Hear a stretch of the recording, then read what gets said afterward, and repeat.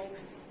Yes, today's our topic is elasticity of demand. Elasticity माने price की वजह से डिमांड कितनी कम या ज्यादा हो रही है, कितना प्राइस में इफेक्ट आ रहा है, कितना डिमांड में इफेक्ट आ रहा है. This is called elasticity of demand.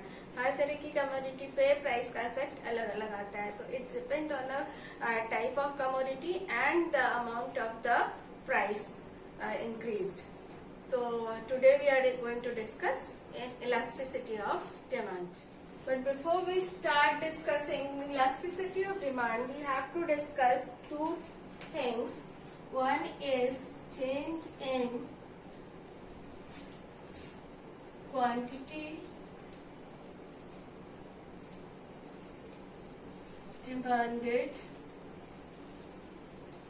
and the other is change in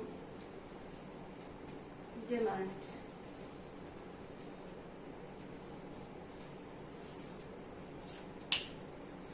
common people दोनों का मीनिंग एक ले सकते हैं, but in economics change in quantity demanded and change in demand is different. Simple अगर डेफिनेशन के वे में कहें तो अगर प्राइस की वजह से डिमांड घटती या बढ़ती है तो होता है चेंज इन क्वांटिटी डिमांडेड. हमने आपसे कहा था यहाँ पर प्राइस की वजह से जब भी डिमांड, पहले वीडियो में हमने आपको बताया था कि अगर प्राइस की वजह से डिमांड में कुछ इंक्रीज या डिक्रीज होता है तो एक्चुअली वो इंक्रीज और डिक्रीज नहीं है, इट इज एक्सपेंशन और कॉन्ट्रैक्शन. वो प्राइस की वजह से हम ले नहीं पा रहे हैं या प्राइस कम होने की वजह से ज्यादा डिमांड कर पा रहे हैं क्योंकि हमारे पास मीन्स ऑफ परचेजिंग कम था. यहाँ पर क्या है कि चेंज इन डिमांड माने हमारी डिमांड ही चेंज हो गई. अब हमारी उस चीज की डिमांड ही नहीं है. यहाँ पर होता है other factors. When demand change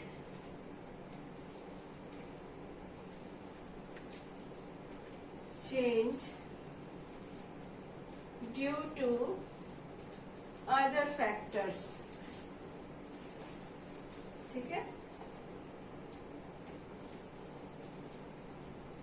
due to other factors it is called change in demands. Like यहाँ पर वेदर में चेंज हो गया या फिर आप फैशन का था किसी चीज का, वो फैशन आउट हो गया, या फिर आपका उस चीज से आप बोर हो गए हैं, टेस्ट नहीं है अब आपका उस चीज का, तो फिर आप उस चीज की डिमांड ही कम कर देंगे, कम या ज्यादा कर देंगे अकॉर्डिंग टू द फैशन या वेदर, जिस भी चीज की वजह से. बस यहाँ पर प्राइस का इफेक्ट नहीं होता है. और चेंज इन क्वांटिटी डिमांडेड में एक्चुअली हमारी डिमांड चेंज नहीं होती, सिर्फ हम प्राइस की वजह से उसको ले नहीं पा रहे होते हैं या अगर कम हो गया है प्राइस तो अब ज्यादा डिमांड कर पा रहे होते हैं. तो ये दोनों चीज समझना बहुत जरूरी है कि इलास्टिसिटी ऑफ डिमांड में हम पढ़ते हैं, स्टडी करेंगे कि प्राइस की वजह से किसी भी कमोडिटी में क्वांटिटी डिमांडेड कितनी बढ़ रही है या कितनी घट रही है. So types of elasticity of demand, there are 5 types of elasticity of demand, जो बताते हैं कि कितनी डिग्रीज में क्वांटिटी डिमांडेड चेंज हो रही है due to change in price. मतलब जैसे टीवी सेट की डिमांड है, मैच बॉक्स की डिमांड है, इन पर प्राइस का इफेक्ट कुछ और होता है. नेसेसरी गुड्स होते हैं, इन पर प्राइस का इफेक्ट कुछ और होता है. तो they are different commodities on which different types of elasticity of demand applies. तो लेट्स स्टार्ट. फर्स्ट है perfectly inelastic demand. Perfectly inelastic demand मतलब इन डिमांड में कोई इलास्टिसिटी है ही नहीं. डिमांड देखिए, quantity demanded, no change in quantity demanded due to change in price. मतलब price में चेंज होने की वजह से डिमांड पर कोई भी चेंज नहीं हो रहा है. देखिए टेबल में भी प्राइस 40 था तो भी डिमांड 20 कमोडिटीज की थी, प्राइस 60 हो गया बढ़ के तो भी डिमांड 20 की ही है, 80 है तब भी डिमांड 20 कमोडिटीज की है. बट ये बहुत ही रेयर होता है, इसलिए इसको हम लोग इमेजिनरी मानते हैं. This is not apply in the present life. तो ये but we have to study. तो जैसे ये ग्राफ है, ये 20 कमोडिटीज है और आप देखिए 80 पर भी इतना ही है, 60 का भी यही चली आ रही है और इसमें डिमांड कर्व एकदम सीधा होता है, बिल्कुल सीधा। तो demand curve let's different colour से करते हैं। देखिए ये डिमांड कर्व आपका बना एकदम सीधा। जनरली एक ह्यूमन बीइंग के ऊपर कोई भी स्टैटिक चीज अप्लाई नहीं होती है, इसीलिए इसको इमेजिनरी इलास्टिसिटी ऑफ डिमांड कहा जाता है। ठीक है, तो पहली थी हमारी इलास्टिसिटी इज इक्वल टू 0, यानी कि perfectly in elastic demand. Second we come to second type of elasticity of demand है less than unit elasticity of demand, मतलब percentage change in quantity demanded कम है परसेंटेज चेंज इन प्राइस से। देखिए table के according price था 40, demand थी 10 की, व्हेन प्राइस इंक्रीजेस बाय 120, तो ये हो गई डिमांड हमारी घट करके 5। अगर आप ऐसे फॉर्मूले के अकॉर्डिंग देखते हैं तो फॉर्मूला होता है, आप परसेंटेज चेंज इन डिमांड निकालेंगे तो आपकी चेंज कितने का हो गया, 5 का। इनिशियल थी 10 इंटू 100, कितना आया ये हमारा 50, यानी कि चेंज इन क्वांटिटी डिमांडेड है 50%। और अगर हम प्राइस का निकालते हैं तो प्राइस क्या है, चेंज इन प्राइस है 80 का, इनिशियल प्राइस था 40 इंटू 100 इज इक्वल टू कितना आता है, 4 2 जा 8, यानी कि 200%। मतलब प्राइस में 200% का चेंज हो रहा है, डिमांड केवल 50% चेंज हो रही है।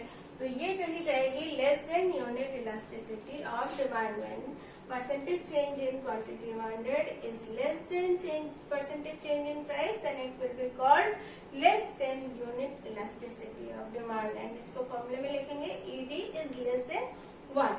ग्राफ देख लीजिए, अगर हम देखते हैं 40 पर डिमांड थी हमारी 10 की, ठीक है, ये है एक पॉइंट। प्राइस बढ़ करके 120 हो जाता है तो डिमांड हमारी घट करके 5 पे आ जाती है। ये देखिए ये हमारी है ED is less than 1 demand कर।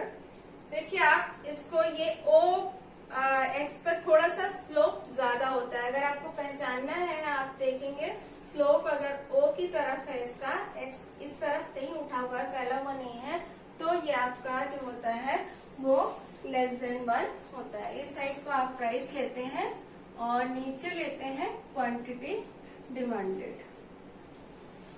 ये आपका हो गया second less than unit elasticity of demand. Third type है यूनिटरी इलास्टिसिटी ऑफ डिमांड, मतलब जितना परसेंटेज प्राइस में चेंज हो रहा है उतना ही परसेंटेज डिमांड में चेंज होता है, तो वो यूनिटरी इलास्टिक डिमांड होती है। जैसे यहाँ पर देखिए प्राइस में चेंज 40 से 60 हुआ, डिमांड में चेंज 100 से 50 पर हो गया। मतलब देखिए कितना परसेंटेज, अगर हम प्राइस का निकालें तो प्राइस कैसे निकालते हैं, परसेंटेज पहले ऊपर लेते हैं जो चेंज होता है, यानी कि चेंज है कितने का 20 का, और नीचे लेते हैं हम इनिशियल है 40 इंटू 100 कर देते हैं, तो ये परसेंटेज चेंज इन प्राइस निकल आता है हमारा। ठीक है, तो ये देखिए आपका कितना आया यहाँ पर, ये हमारा हो गया 200/4, कितना हो गया 2 4 5 20, यानी कि 50% चेंज इन प्राइस है 50%। अब डिमांड का इसी तरीके से निकालिए, चेंज कितने का है, यहाँ पर परसेंटेज चेंज इन डिमांड, तो चेंज कितने का है 50, और नीचे इनिशियल लेते हैं तो 100 इंटू 100, तो 100 हमारा कट गया, ये बचा हमारे पास 50। तो देखिए दोनों में इक्वली चेंज हो रहा है, यानी कि प्राइस भी percentage change in price is equal to percentage change in quantity demanded. तो अगर ये दोनों सेम आते हैं तो इसका मतलब ये है यूनिटरी इलास्टिक डिमांड। अगर आप कर्व बनाते हैं तो बिल्कुल इसका इक्वल आएगा। देखिए यहाँ पर 40 पे डिमांड है हमारी 100 की,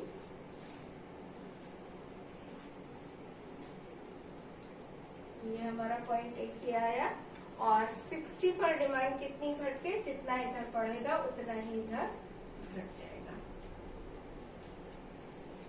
ठीक है, ये हमारे पास ये कर्व आ गया डी और ये हमने लिख दिया यहाँ पर ED is equal to 1। Clear? तो ये हमारा हो गया unitary elasticity of demand. Now come to 4, more than unitary elastic demand, मतलब elasticity of demand is greater than 1, यानी कि प्राइस में चेंज होने की वजह से डिमांड में बहुत ज्यादा चेंज हो रहा है, वो होता है मोर than unitary elastic demand. See the percentage क्या आ रही है दोनों की, 40/20 अपॉन 40 प्राइस में है, percentage change in price is equal two into 100। फिर ये हो गया हमारा 25 और ये हो गया 50।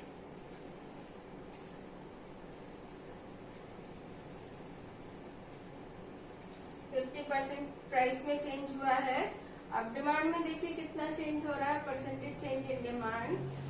देखिए बच्चों सब जगह आप percentage change in quantity demanded ही लिखिएगा, क्योंकि ये बहुत ज्यादा एग्जाम में इससे फर्क पड़ता है। क्वांटिटी डिमांडेड और डिमांड चेंज है, भले ही हम आपसे कभी कभी कहीं बोल दे रहे हैं परसेंटेज चेंज इन डिमांड, लेकिन आप जब भी लिखेंगे इस रिलेशन में इलास्टिसिटी ऑफ डिमांड में, तो आप हर जगह percentage change in quantity demanded ही लिखेंगे। तो देखिए क्या है, चेंज है 400 का अपॉन इनिशियल था 500 इंटू 100। देखिए ये हमारा हो गया 5 2 यानी कि 220 और 24 80। तो परसेंटेज चेंज इन डिमांड है 80% का, जबकि प्राइस में चेंज केवल 50% का ही हुआ है। तो ये हमारा होता है, यानी कि परसेंटेज चेंज इन डिमांड ज्यादा है बजाय परसेंटेज चेंज इन प्राइस के। तो क्या हमारा हो जाएगा, elasticity of demand is greater than 1। तो जब देखिए ग्राफ में भी अगर हम शो करते हैं, तो ये देखिए प्राइस पहले था हमारा 40 पे और डिमांड थी हमारी 40 पे डिमांड थी हमारी 500 की। प्राइस बढ़ करके 60 होता है, तो डिमांड कॉन्ट्रैक्ट होकर के कहाँ जाती है,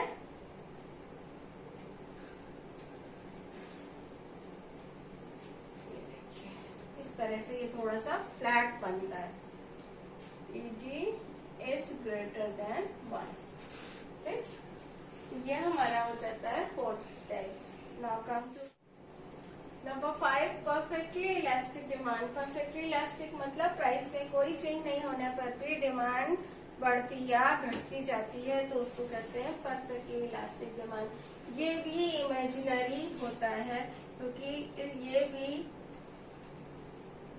सपोज नहीं की जा सकती ह्यूमन लाइफ में, कि ऐसा नहीं होता कि प्राइस कुछ सेम ही रहे और डिमांड हमारी इन्फिनिट है, कहीं भी बदलती चली जा रही है, कुछ भी इफेक्ट नहीं कर रहा प्राइस। क्योंकि हम लोग आप जब इलास्टिसिटी पढ़ते हैं तो सिर्फ प्राइस को ही लेते हैं, प्राइस की वजह से ही चेंज हम बता रहे हैं यहाँ पर।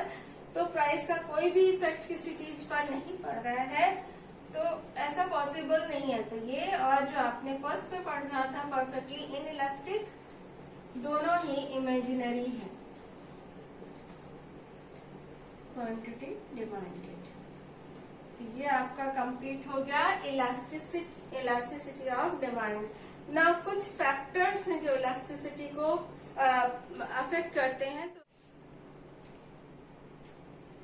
देखिए जो हमने different types of elasticity of demand पढ़ा, वो किस तरह से ज्यादा या कम होती है, क्यों यूनिटरी होती है, क्यों लेस देन यूनिटरी होती है, क्यों मोर देन होती है। तो ये डिपेंड करता है कुछ फैक्टर्स के ऊपर कि किस वजह से हमारी इलास्टिसिटी ज्यादा हो रही है या कम हो रही है।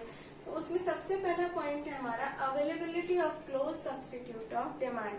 सपोज कुछ चीजें ऐसी होती है जिनके क्लोज सब्सटीट्यूट मार्केट में बहुत ज्यादा अवेलेबल होते हैं, जैसे लाइक सोनी टीवी है, सोनी की जगह सैमसंग है, LG है, बहुत सारे मॉडल्स हैं, तो उनके प्राइस में बहुत ज्यादा डिफरेंस है।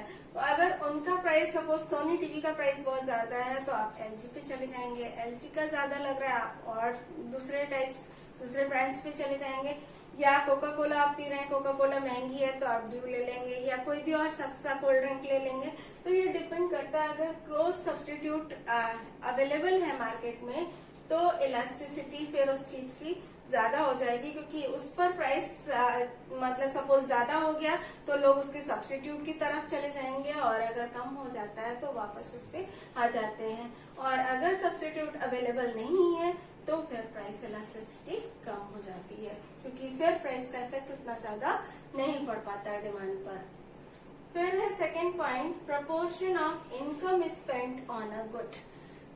मतलब आप उस पर्टिकुलर कमोडिटी पे कितनी इनकम स्पेंड कर रहे थे। लाइक बहुत छोटी छोटी चीजें होती है, माचिस है सपोज, उस पर आप इनकम का बहुत थोड़ा सा पार्ट जाता है, तो उसके प्राइस में अगर थोड़ा बहुत बढ़ भी गया या कम हो गया तो आपकी डिमांड में बहुत ज्यादा इफेक्ट नहीं आएगा, मतलब वहां पर इलास्टिसिटी कम हो जाएगी।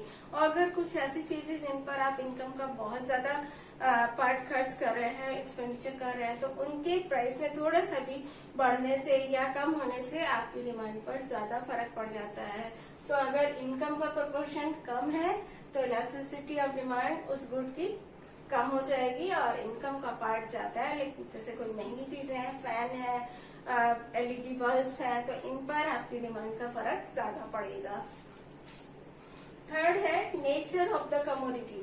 नेचर से मतलब है क्या है कमोडिटी, किस टाइप की है। कोई जनरल सी कमोडिटी है, लाइक अनाज है या इस तरह की चीजें हैं, या फिर कोई नेसेसरी गुड है।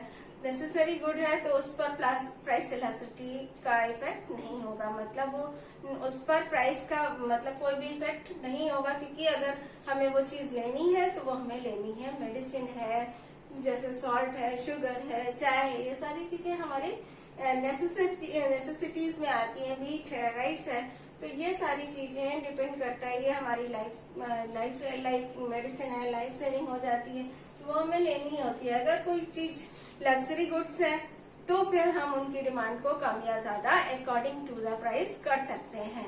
जैसे अगर हमारा बजट अलाउ कर रहा है तो हम कोई एंटीक पीस ले सकते हैं, हमारा बजट अलाउ नहीं कर रहा है, उस चीज का प्राइस बहुत ज्यादा है तो हम वो चीज नहीं लेंगे। तो अगर नेसेसरी गुड है तो प्राइस इलास्टिसिटी कम होती है, अगर वो चीज हमारे लिए उतनी जरूरी नहीं है तो उसमें प्राइस इलास्टिसिटी ज्यादा हो जाती है। फिर है nature of uses of the commodity. Uses से मतलब कुछ चीजें होती हैं ड्यूरेबल होती हैं, कुछ चीजें होती हैं जो हमें तुरंत खत्म करनी पड़ती हैं। तो उन पर जैसे कि ड्यूरेबल चीजें होती हैं तो वो चीजों का अगर प्राइस थोड़ा ज्यादा भी है तो वो डिमांड उनमें इलास्टिसिटी कम हो जाती है, क्योंकि अगर हम एक बार कोई चीज लेना चाहते हैं तो अगर उसका यूज हमें लाइफ लॉन्ग टाइम के लिए करना है तो हम उस पर प्राइस की बजाय उसकी ड्यूरेबिलिटी को देखते हैं, क्योंकि ये ह्यूमन नेचर है। अगर वो प्राइस एक बार ज्यादा लगा रहा है, कोई बड़ी चीज ले रहा है, तो वो उसमें प्राइस की बजाय उसकी ड्यूरेबिलिटी देखता है। और अगर कोई सस्ती महंगी चीज है जो हमें सिर्फ ऐसे ही लेनी है एक बार यूज करने के लिए, फिर यूज एंड थ्रो वाली चीज है, या हमने पूरी कंज्यूम कर ली है उस चीज को, उसका दोबारा यूज नहीं हो सकता, तो उस तरह की चीजों पर price elasticity different. Fifth point है पोस्टपोनमेंट ऑफ यूज। मतलब कुछ चीजें ऐसी होती है जिनका यूज को हम कुछ दिनों के लिए पोस्टपोन कर सकते हैं, कुछ चीजें ऐसी होती है जो हमें तुरंत जरूरी होती हैं। जैसे अगर हमें अपनी भूख मिटानी है तो हमें खाना आज ही चाहिए, उसको हम कल परसों पे पोस्टपोन नहीं कर सकते। बट अगर हमें कहीं घूमने जाना है, हमें कार चाहिए, हमें साइकिल चाहिए, तो वो हम पोस्टपोन कर सकते हैं। तो ये डिपेंड करता है जिन चीजों के यूज को हम थोड़ा सा डिले कर सकते हैं उन चीजों की प्राइस इलास्टिसिटी कम होती है, ज्यादा होती है। और जिन चीजों का यूज हम डिले नहीं कर सकते, वो हमें एट द मेन टाइम चाहिए ही चाहिए, तो उन चीजों की इलास्टिसिटी कम होती है। Taste preferences and habits of the consumer. मतलब कि कभी कभी कंज्यूमर का टेस्ट या उसकी हैबिट कहिए या लत जिसको कहते हैं कि वो लत है उस चीज की, तो उस पर प्राइस का इफेक्ट कम होता है, क्योंकि हमें टेस्ट ही है, हम उस चीज को प्रेफर करते हैं। जैसे कुछ लोगों की आदत होती है, कोई चीज महंगी होती है वो चीज उन्हें तभी पसंद आती है, अगर वो चीज सस्ती हो गई, जैसे लौकी है, कुछ लोग ऐसे होते हैं जो 80 रुपए किलो लौकी होगी तो वो खाते हैं, जब वो 20 रुपए किलो हो गई तो नहीं खाते हैं। तो ये तो डिपेंड करता है कंज्यूमर की चॉइस पर, वो फिर वहां पर प्राइस इफेक्ट अप्लाई नहीं होता है। उन चीजों की भी प्राइस इलास्टिसिटी कम होती है, क्योंकि वो उनका टेस्ट है, या वो उस चीज को प्रेफर कर रहे हैं, या वो उनकी आदत है। अब किसी की सिगरेट की आदत है तो वो सिगरेट पिएगा, किसी की कोल्ड ड्रिंक की आदत है तो वो कोल्ड ड्रिंक पिएगा ही पिएगा। तो ये डिपेंड करता है। या चाय की आदत होती है, बहुत से लोग चाय के भी मतलब एडिक्ट हो जाते हैं, तो उनको ये चीजें चाहिए ही होती हैं। यहाँ पर फिर प्राइस इलास्टिसिटी कम होती है। फिर है level of income. Level of income, जैसे मान लीजिए कोई लो इनकम फैमिली, मतलब लो है, उनकी इनकम लो है, तो वहां पर प्राइस इलास्टिसिटी ज्यादा हो जाती है, क्योंकि उनके लिए 5 रुपए भी अगर किसी चीज में बढ़ गया तो उनका बजट काफी ज्यादा हिल जाता है एक एक चीज से। तो वो वहां पर प्राइस इलास्टिसिटी ज्यादा हो जाती है। आप किसी की 1 लाख है, अब 1 लाख से वहां मान लीजिए बढ़ भी गई, तो ऑलरेडी उनकी वांट तो सेटिस्फाइड ही है, उनके ऊपर प्राइस इलास्टिसिटी का इफेक्ट नहीं होता। हमेशा प्राइस इलास्टिसिटी मीडियम क्लास या लोअर क्लास के ऊपर ज्यादा होती है, क्योंकि उनकी जो एक होता है ना कंज्यूमर्स कैपेसिटी टू कंज्यूम, तो वो कंज्यूम करने की जो कैपेसिटी होती है वो मिडिल क्लास या लोअर क्लास में ही ज्यादा होती है, क्योंकि हाई क्लास या रिच पीपल तो पहले ही सेटिस्फाइड होते हैं, उनको प्राइस से कोई मतलब नहीं होता है। तो अगर इनकम लेवल ज्यादा है तो प्राइस इलास्टिसिटी कम होती है, इनकम लेवल कम है तो प्राइस इलास्टिसिटी ज्यादा होती है। फिर लेवल ऑफ प्राइस, किसी चीज का प्राइस कितना है। अब अगर किसी चीज का सपोज या कार है, कार का प्राइस ज्यादा ही होता है, अगर उसमें भी थोड़ा और बढ़ गया तो फिर लोग डिमांड कम कर देंगे, क्योंकि एक तो वो नेसेसरी गुड में नहीं है, उसका पोस्टपोन भी किया जा सकता है। तो इस तरह की जो चीजें होती है प्राइस, अगर किसी चीज का प्राइस बहुत कम है, जैसे माचिस है, तो माचिस का प्राइस बहुत ही कम है, अगर उसमें वो 50% भी बढ़ जाती है या 100% भी बढ़ जाती है तो भी उसकी डिमांड पर उतना इफेक्ट नहीं आएगा, क्योंकि वो बहुत ही कम है, उतना लोग मैनेज कर सकते हैं। तो ये डिपेंड करता है, ये सारी चीजें डिपेंड करती हैं जिनकी वजह से इलास्टिसिटी ऑफ डिमांड डिसाइड होती है कि वो 1 है, यूनिटरी टू 1 है, या लेस देन 1 है, या मोर देन 1 है।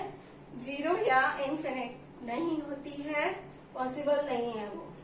तो ये आपकी हो गई factor. So let's finish topic elasticity of demand. बच्चों इसमें न्यूमेरिकल्स भी काफी आते हैं एग्जाम्स में। वैसे हमने आपको बीच में जब इलास्टिसिटी ऑफ डिमांड बताया है तो उसमें न्यूमेरिकल्स बताया कि किस तरह से आप परसेंटेज चेंज इन प्राइस निकालते हैं, परसेंटेज चेंज इन डिमांड निकालते हैं।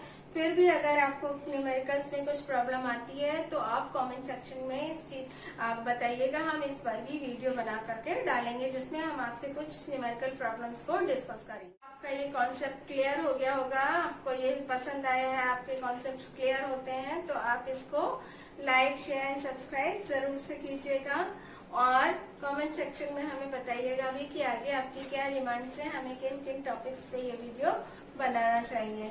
हम आपकी पसंद के अकॉर्डिंग उन वीडियोस को बनाने की कोशिश करेंगे, सो दैट आप ज्यादा से ज्यादा इकोनॉमिक्स के कॉन्सेप्ट्स को क्लियर कर सकें एंड एग्जाम में बेटर परफॉर्मेंस कर सकें। सो तब तक के लिए बाय बाय।